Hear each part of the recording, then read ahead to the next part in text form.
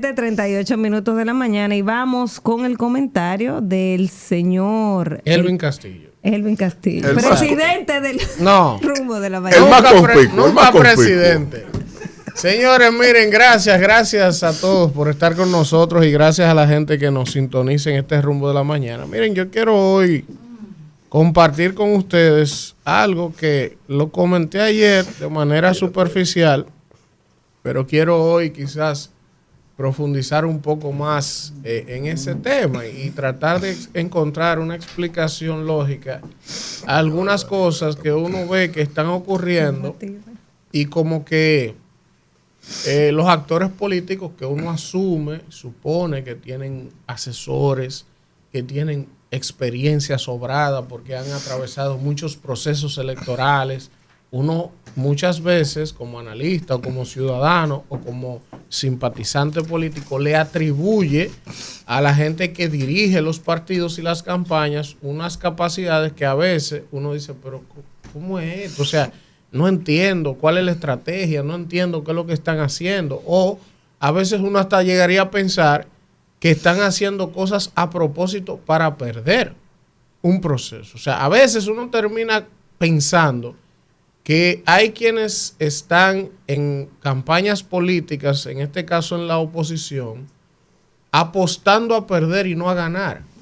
Y yo lo digo sin ánimos de fustigar ni de molestar, pero yo le voy a citar una serie de cosas que yo no las comprendo desde el punto de vista estratégico, en este caso de la oposición, de medidas y decisiones que se están tomando, que uno dice, pero ¿cómo es que quieren ganar una elección? ¿Cómo es que quieren ponerse en posición de provocar una segunda vuelta si cada cosa que hacen lo que hace es debilitar las posibilidades de la alianza de oposición y fortalecer al gobierno? Por ejemplo, yo voy a iniciar por algo sumamente que parecería básico y elemental. Uno de los principales fuertes o bastiones que se supone que debe tener la oposición política en este proceso electoral es el voto de la diáspora. El voto de la diáspora porque la Junta ha dicho que hay casi 900,000 dominicanos empadronados para votar en la diáspora. Oigan eso, casi 1,000,000 de dominicanos.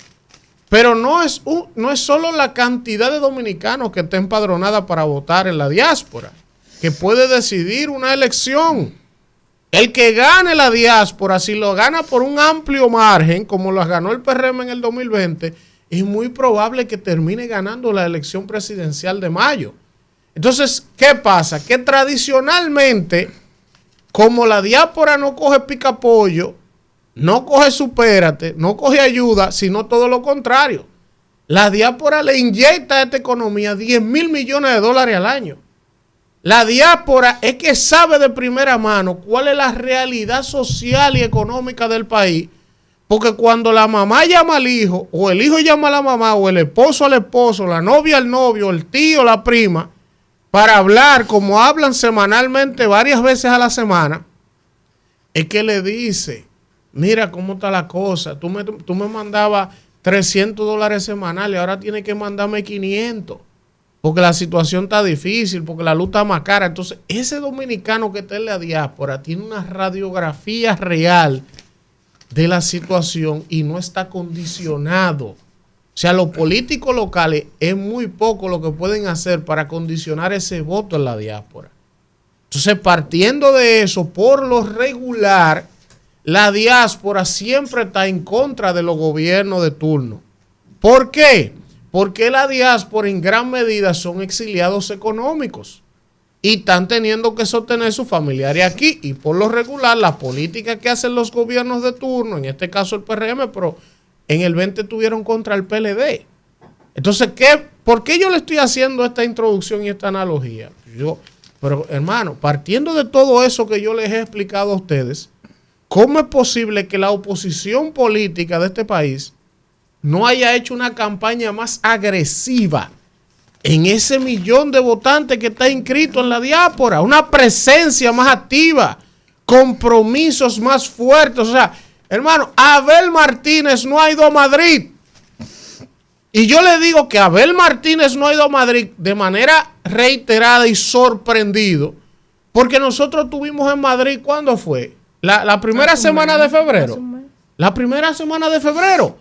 Y cuando tuvimos en la primera semana de febrero en Madrid, el último programa que ustedes lo vieron, nosotros entrevistamos a los presidentes de los partidos políticos de la Fuerza del Pueblo, del PRM, del PLD, y conversando con el presidente del PLD allí, yo, para mi sorpresa, le pregunto, ven acá, ¿ya Abel vino como candidato? Me dice, no, él no ha venido. Digo, pero ¿cómo que no ha venido? O sea, ¿cómo es que no ha venido a Madrid? ¿Cómo es que no ha venido a Madrid? Que es la segunda fuente de más dominicanos en la diáspora y de donde también el segundo lugar que más dinero se envía por remesa. Pero en Barcelona hay muchísimos dominicanos, pero en Europa. Y yo no he visto a Abel Martínez, por ejemplo, ir a Europa. Pero el enlace político que tenía el PLD para Europa, que era Víctor Suárez, nos dijo a nosotros aquí que él nunca pudo ir a Europa cuando él todavía era miembro y enlace de Europa del PLD. Y esa fue, dice Víctor Suárez, no yo, entre otras de las razones por las que él se desencantó y renunció del PLD. Porque cada vez que quería armar un viaje para Europa, aglutinar y armar gente, de que no había para el pasaje, no había qué sé yo qué, siempre había un tema. Entonces yo me pregunto, ¿ustedes creen que un partido mayoritario como el PLD, que duró 20 años en el gobierno, que acaba de tener una actuación hasta destacada en las elecciones municipales, si tú lo quieres analizar de esa forma, una actuación sólida, buena, que sacó una cantidad importante, casi 1 millón de votos sacó el PLD? ¿Y qué explicación estratégica tú me das a mí de que el candidato presidencial de ese partido no ha ido a España cuando quedan 2 meses para las elecciones presidenciales, sabiendo que hay 1 millón de votantes en la diáspora que podrían decidir las elecciones presidenciales?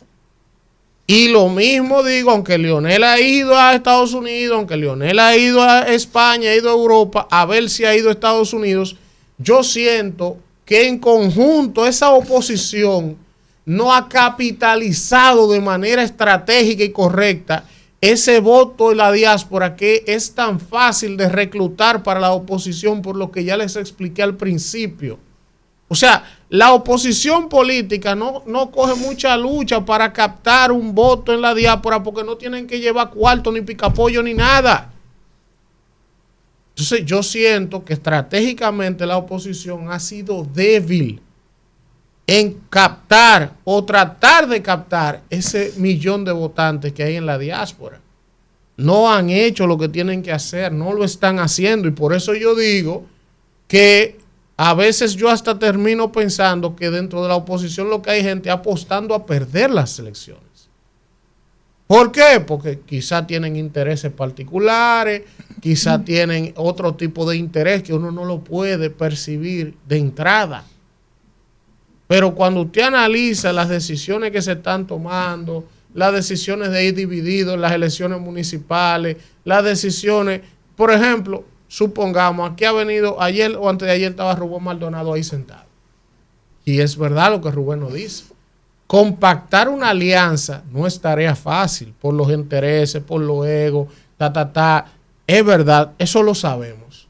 Ahora, después de lo que pasó en febrero, por ellos no ir compactados y aliados, que se perdieron muchísimas alcaldías que si llevaban un candidato la pudieron haber ganado, y que el gobierno terminó alzándose casi con 130 alcaldías, eso no era una razón de peso suficiente para de cara a febrero, de cara a mayo, decir, bueno, como ya vimos lo que nos pasó por no compactarnos, si en mayo no vamos compactados totalmente, nos van a aplastar otra vez.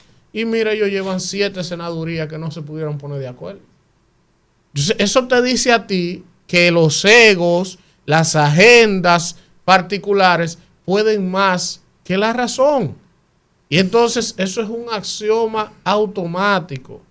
No hay manera que un ejército dividido en dos, con intereses comunes, peleándose entre ese ejército, pueda derrotar a un ejército que está compactado y en el ejercicio del poder. Eso no es una cuestión ni de que yo quiera, ni de que yo no quiera, ni de que la situación del país esté mala, esté buena. No. Esto es política. No es verdad. No es verdad que un ejército dividido con confrontaciones internas puede derrotar un ejército que está compactado y está unificado y tiene el poder. Eso es tan simple como eso, Isidro.